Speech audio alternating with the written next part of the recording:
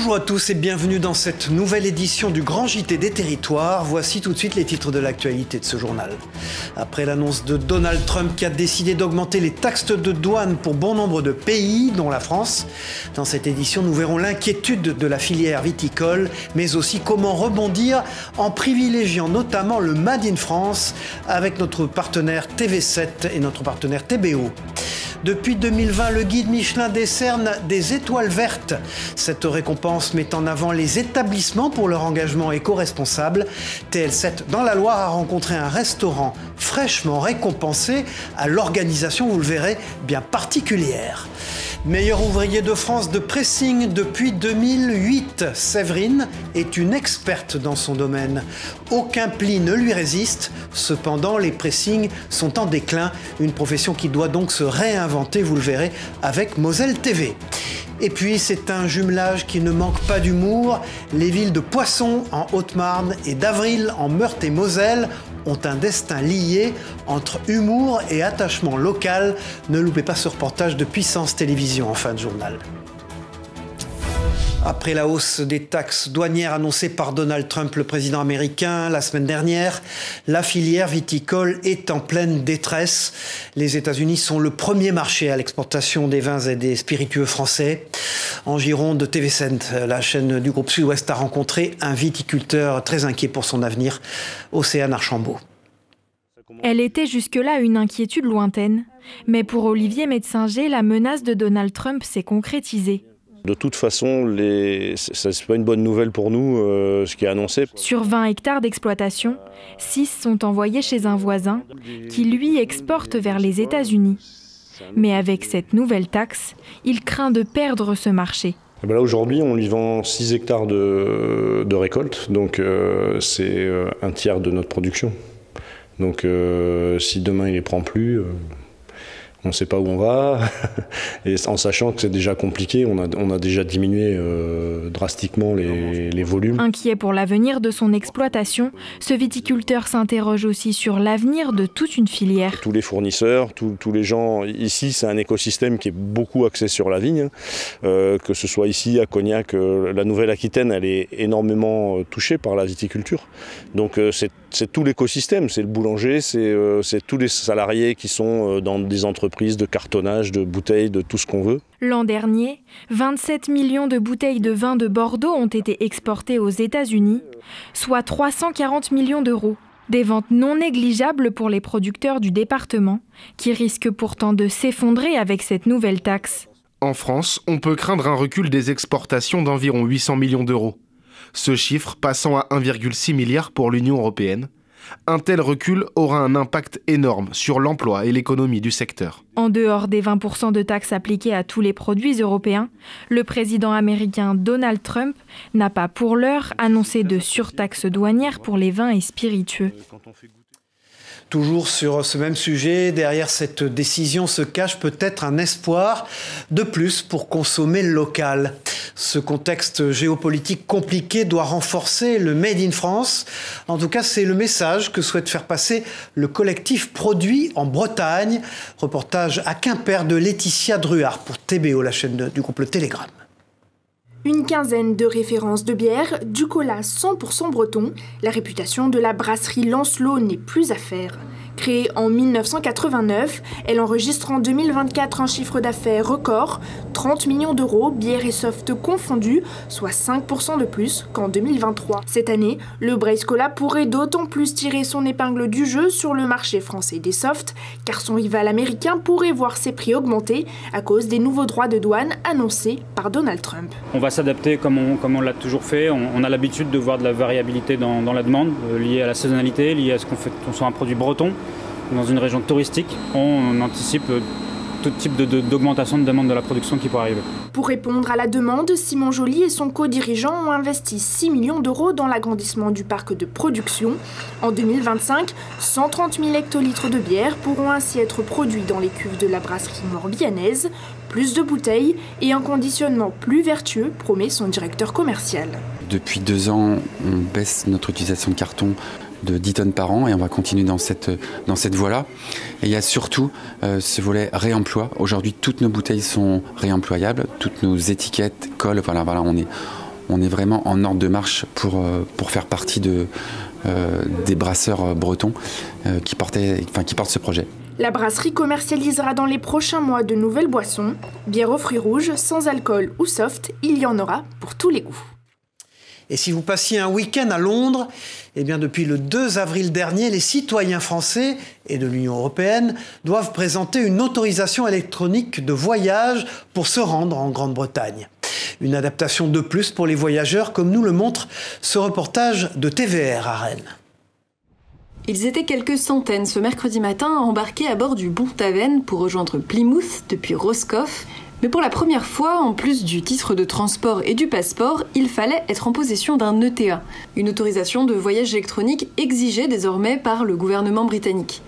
Alors ici, pas de panique, tout le monde avait fait ses démarches. Il faut télécharger l'application ETA, rentrer son passeport biométrique et puis ensuite on est guidé quoi. Il faut juste montrer le mail de confirmation.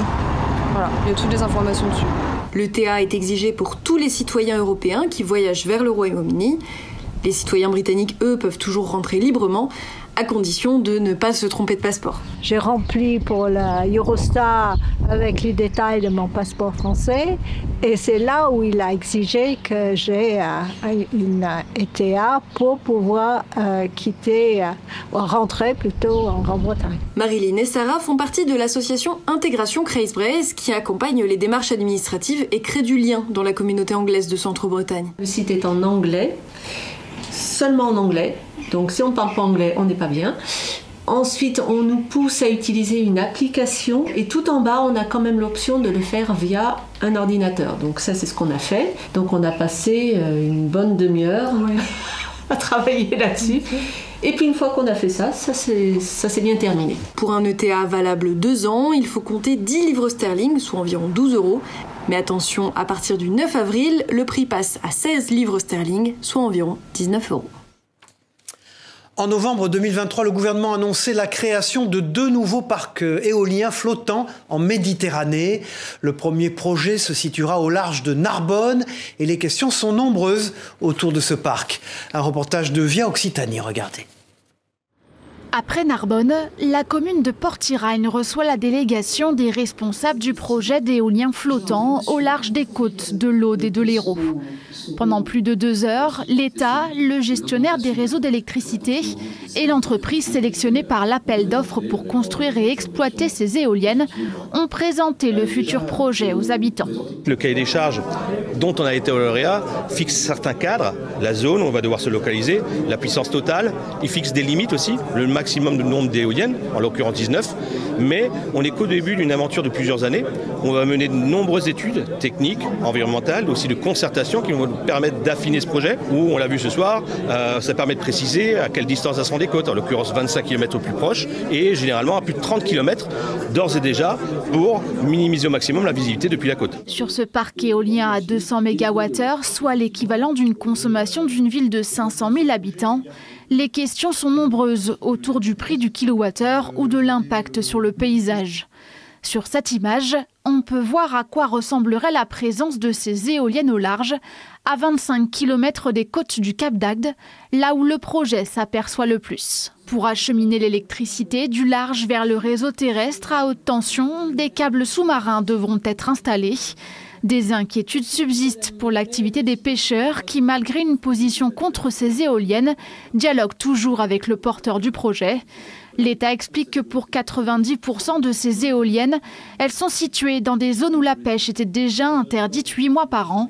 Quant à savoir l'impact que cela aura sur les poissons et la faune aquatique, tout dépend du projet qui sera finalement réalisé.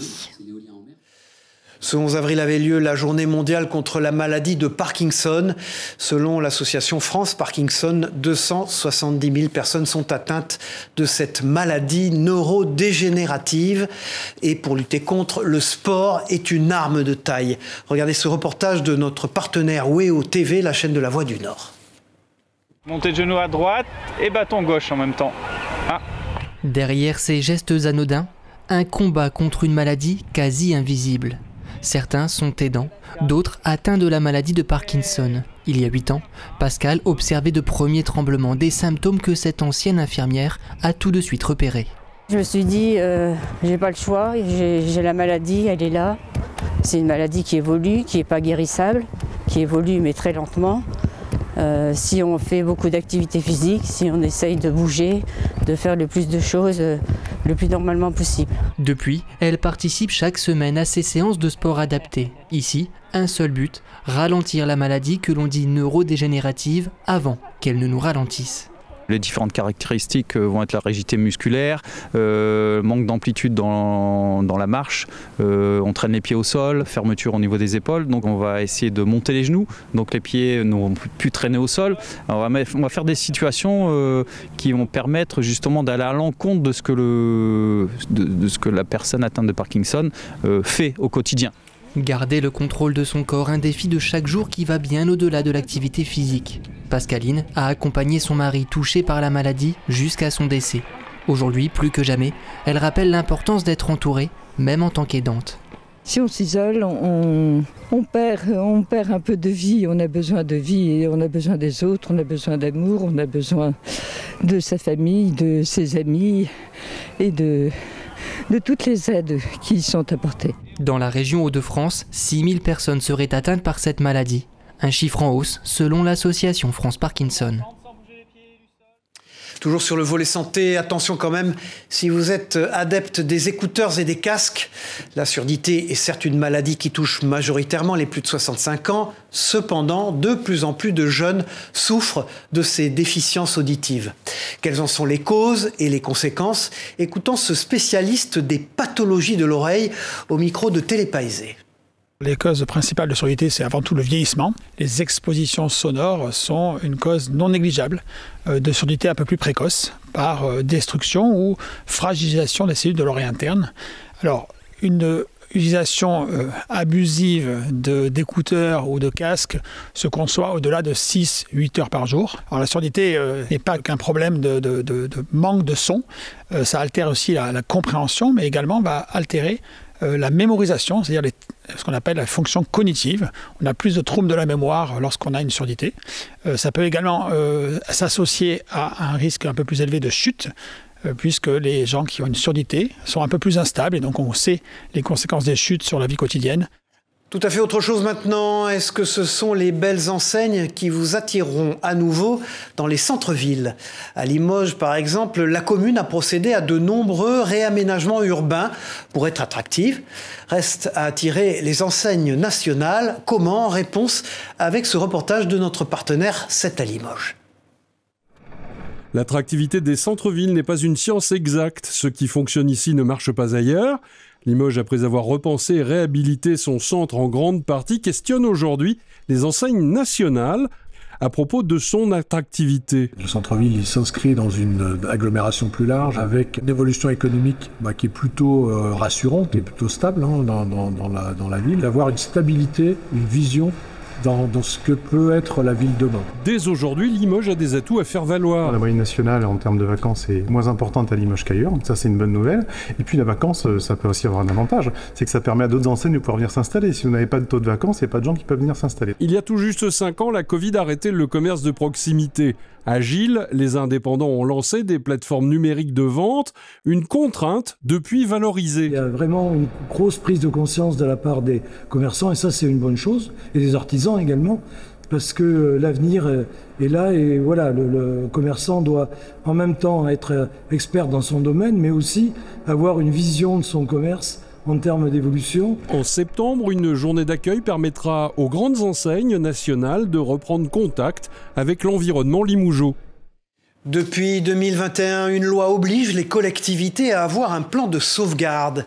C'est un outil de gestion de crise qui vise à organiser une réponse lors d'événements de grande ampleur, comme les inondations par exemple. Regardez à Grenoble, la métropole a organisé un entraînement grandeur nature. C'est un reportage de Télé Grenoble. Se préparer au pire pour mieux y réagir. Voilà ce à quoi se sont attelés les agents de la métropole lors d'un exercice pour tester le plan intercommunal de sauvegarde.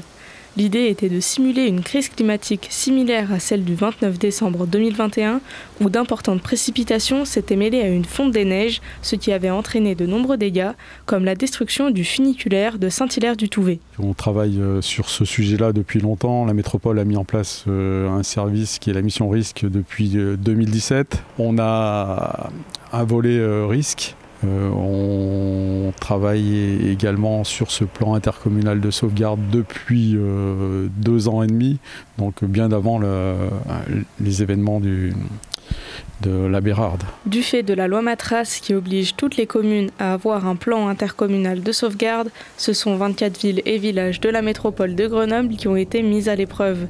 6 étaient directement sinistrés, 10 étaient solidaires et 8 étaient en observation. Une coordination entre la métro et la préfecture a aussi eu son importance. Le soutien qu'une intercommunalité peut apporter aux communes est parfois 100 fois plus précieux et parfois beaucoup plus rapide aussi, puisque l'échelle intercommunale est beaucoup plus réduite que l'échelle départementale. Parfois beaucoup plus rapide que ce que l'État peut accompagner. Au total, ce sont 1700 habitants qui ont été virtuellement évacués lors de cette journée de test, et c'est un bilan positif qui en ressort, notamment grâce à une bonne préparation en amont. À partir du moment où on sait où aller chercher du matériel, on n'a pas besoin d'appeler 49 communes pour savoir si elles ont un tractopelle, puisqu'on a déjà une liste et on sait que telle ou telle commune a tel ou tel moyen à disposition. Le plan intercommunal de sauvegarde doit être prêt avant les prochaines élections municipales de 2026 pour que les futurs élus puissent le prendre en main sereinement. Mise en place depuis 2020, l'étoile verte du guide Michelin récompense les restaurants pour leur engagement éco-responsable.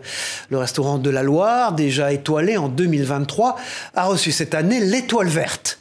Une récompense qui met en lumière une organisation minutieuse, vous allez le voir, de la terre jusqu'à l'assiette.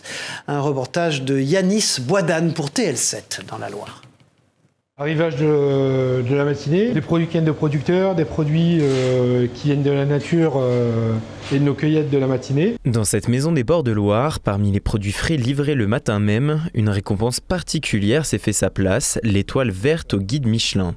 Récompensé pour sa gastronomie durable, le restaurant de la Loire et son chef Fabien Rau accueillent cette récompense avec une certaine fierté. Tendre vers une gastronomie plus durable, plus responsable, c'est très important pour nous, c'est vraiment nos convictions. Il faut savoir que dans la Loire et dans la Haute-Loire, avant nous, il y avait seulement 2 restaurants qui avaient cette étoile verte. Donc c'est une vraie fierté pour nous de les rejoindre avec l'étoile verte. Une distinction qui vient récompenser toute une organisation de la terre jusqu'à l'assiette. On n'utilise pas de pesticides, avec des variétés anciennes. On a un potager aujourd'hui extraordinaire où on fait quasiment entre 150 et 180 variétés de légumes à l'année. Et puis après l'écosystème qu'on a tissé autour du restaurant avec plein de petits producteurs qui nous aident, qu'on accompagne. Le tri des déchets, la récupération des eaux de pluie, le zéro gaspille. C'est notre philosophie depuis le départ et il a fallu un petit peu de temps pour mettre tout ça en place, pour qu'on arrive à une certaine maturité avec tout ça.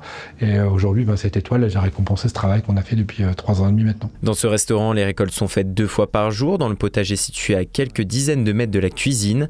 Et dans ce domaine, c'est Bruno qui est aux baguettes. Ancien maraîcher de profession, il est devenu le jardinier attitré du restaurant. Je m'adapte à ce que demande le chef et on ne fait aucune modification du sol et on cherche les variétés qui vont s'adapter à nos sols. La démarche, elle est complètement environnementale. Un restaurant récompensé mais toujours ambitieux, Fabien Rau et son équipe espèrent installer dès cette année des ruches pour produire leur propre miel, mais aussi accueillir des agneaux et des moutons pour poursuivre leur tonte éco-responsable dans le potager et ses alentours. Fini les plis sur vos vêtements. Séverine est meilleure ouvrier de France de pressing depuis 2008. Elle connaît son métier par cœur pour garder les vêtements de ses clients dans un état impeccable. Cependant, vous allez le voir, de moins en moins de personnes se rendent dans les pressings. Malheureusement, un reportage de Moselle TV, Mathéo Philippe. Le repassage, une corvée pour beaucoup d'entre nous. Mais pour Séverine, c'est tout un art.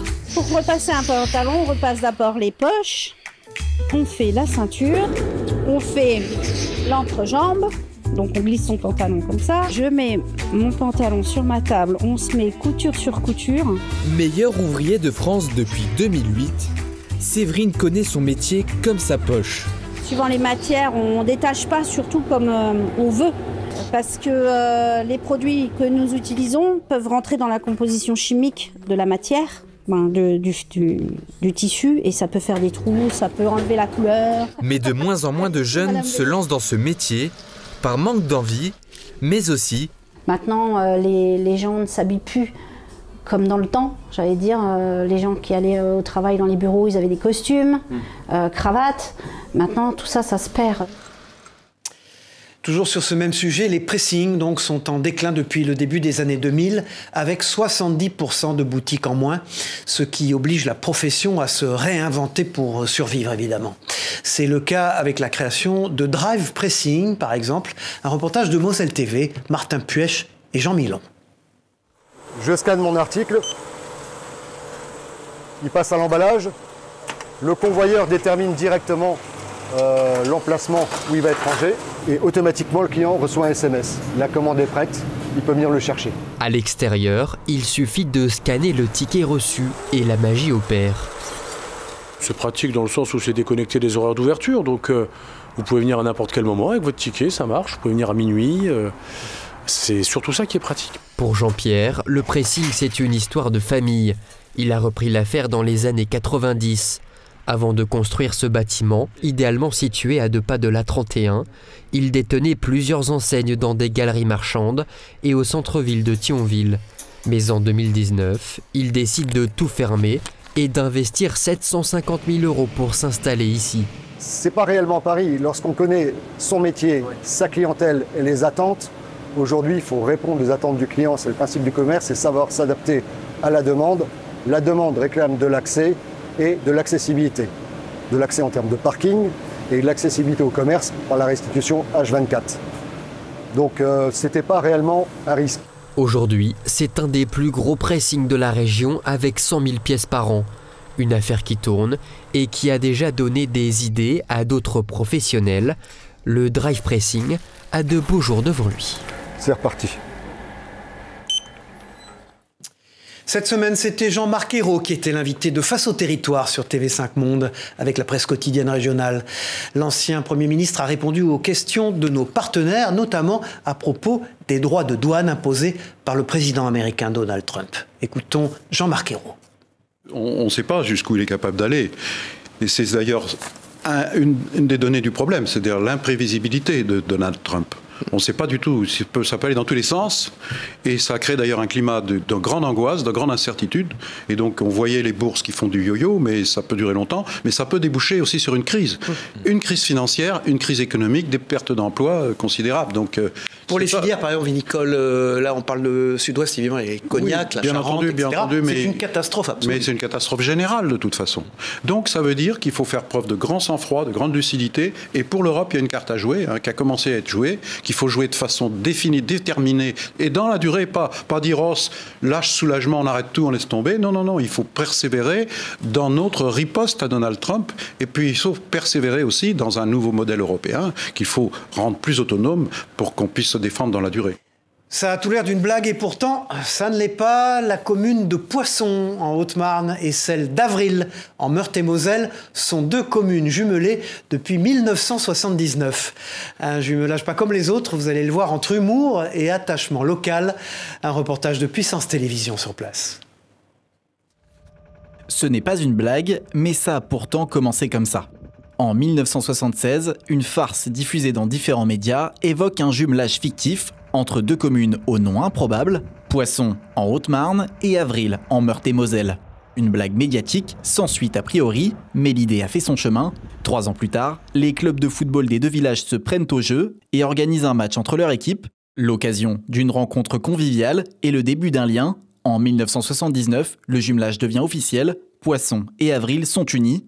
Pour de vrai. Ça a continué avec les 2 présidents de foot, donc déjà qui ont pris contact ensemble en faisant un match de foot à Poisson, le match retour à Avril l'année d'après. Et c'est là qu'est venue l'idée d'aller plus loin, de faire un jumelage. Derrière l'humour, un véritable esprit de camaraderie s'installe. Pendant des années, les échanges se multiplient. Rencontres sportives, fêtes locales ou encore repas partagés, le jumelage fait vivre une tradition un peu décalée, mais très appréciée. Les relations entre la commune de Poisson et la commune d'Avril, par tous les maires qui sont passés, Elle est excellente. Et puis, quand vous rencontrez les anciens d'Avril, en fin de compte, ils parlent de ce jumelage poisson et ils se sont fait même des amis à Poisson. Pour autant, l'attachement, lui, ne faiblit pas. Le nom des communes continue de faire sourire et le jumelage reste un sujet de fierté, notamment chez les plus anciens. Les nouveaux habitants, eux, ont aussi le même sens de l'humour. Moi, je trouve que c'est un beau trait d'humour. C'est ce qui donne un peu de peps dans nos petits villages. Et la tradition devrait reprendre vie d'ici peu. En septembre, un événement commun est prévu pour la première fois depuis 5 ans. Au programme, une descente de caisses à savon dans les rues de la ville d'Avril, où tous les habitants de Poisson sont conviés. Une animation à l'image du jumelage, décalée, joyeuse, mais bien réelle. Voilà, et puis dans ce journal, quand la passion se transmet de génération en génération. À 19 ans, Michael est fromager. Avec son père, ils produisent de la tome et du bleu. Ces journées, vous allez le voir, sont bien rythmées et pourtant, le jeune homme adore son métier. La Dépêche du Midi, notre partenaire, a pu le rencontrer chez lui, dans l'Aude. Regardez.